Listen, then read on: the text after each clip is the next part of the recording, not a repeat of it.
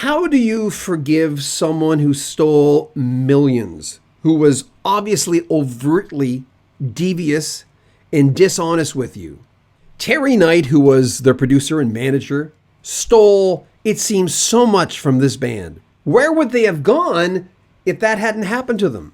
It's a well-documented story. If you look at bands that were screwed, you look at, of course, Badfinger, Creedence Clearwater Revival. There's a few of them, but Grand Funk Railroad always is on that list. The second time I interviewed Mark Farner, he told me he had forgiven Terry Knight. Yeah, the realization of using the money that I did make in my writer's royalties. Not all my publishing royalties went to Terry Knight. Between the writer and publisher, the pie gets split in half.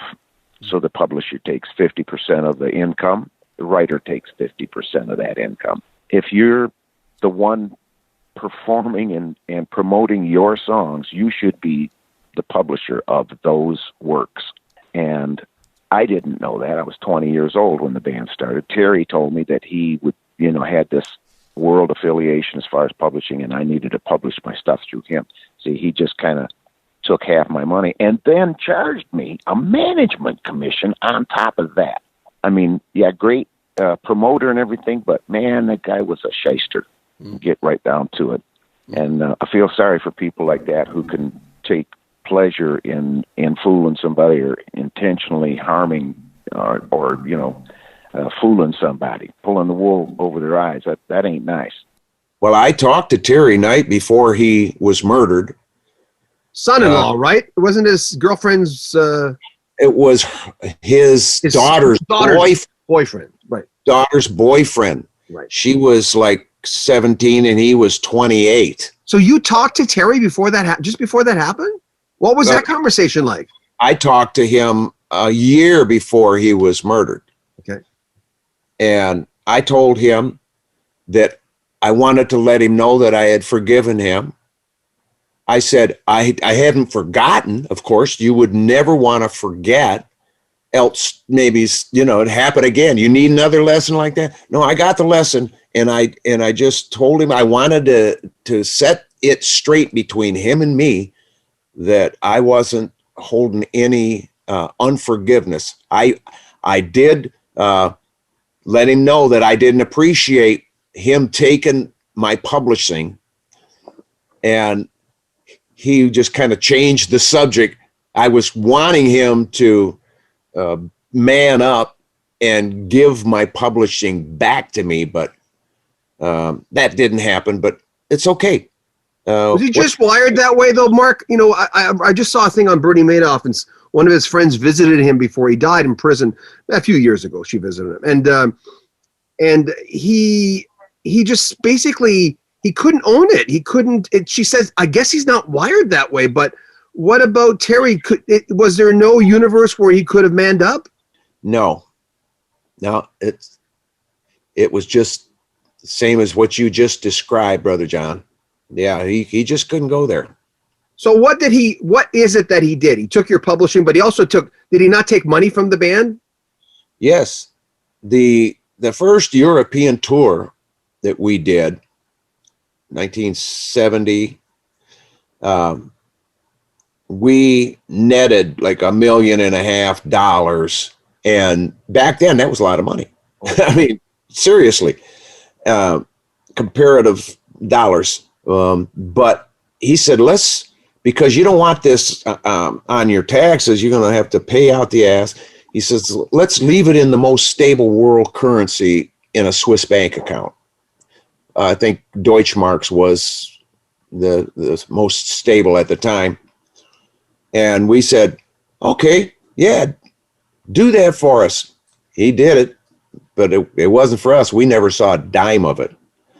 And the contract between Terry Knight and Capitol Records was exposed to the band when they had forced us into either borrowing $400,000 from them. I'm talking about the attorneys, Terry's attorneys, and Terry, because we were nearing the end of the 3-year management contract, and they had compromised us to the point where we were frightened because of the Infernal Revenue Service, and the possibility of them coming down in our. So they said, we will lend you the $400,000 if you'll sign another 3-year contract with Goodnight Productions.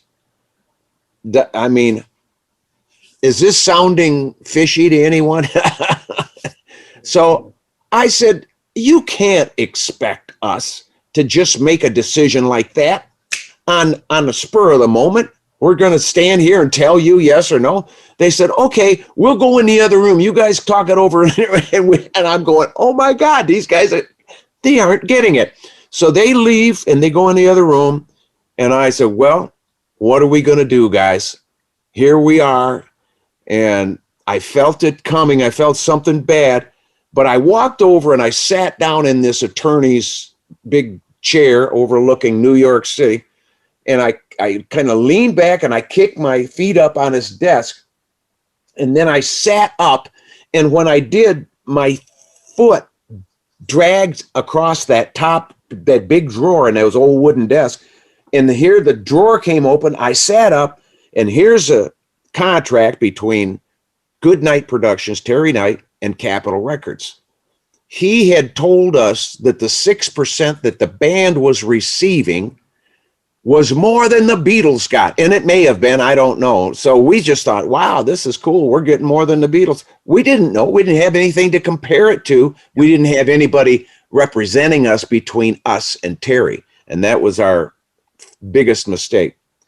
But here's this contract, Goodnight Productions, 16%, Brother John. So that meant Terry was taking 10 of it, letting the band split 6 of it, and taking a management commission of that 6% that he was paying us.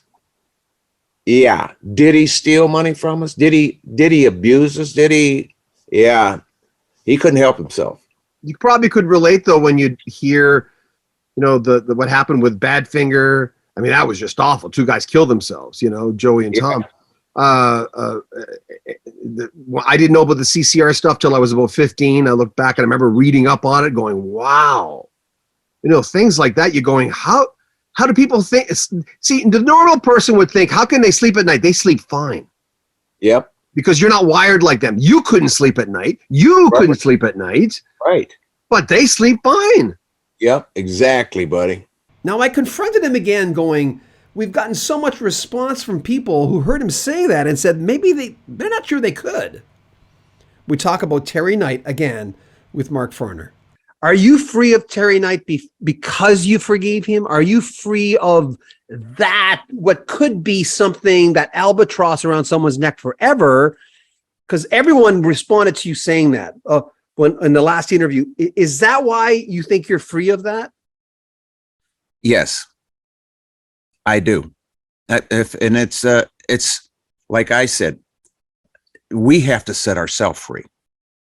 And the way to set yourself free is that you forgive yourself, and then you forgive others with the same measure that you expect to be forgiven with.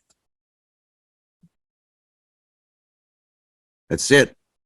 Hope you enjoyed that series. Man, I love talking to Mark Farner. He's one of my favorite interviews. He calls me Brother John, as you heard. If you want to support our channel, there are links at the very top of the description for a PayPal or join our Patreon. We'd appreciate that. We're trying to buy new equipment. Make sure you comment on our video, subscribe to our channel, and share our video. I'm John Beaudin. This is Rock History Music.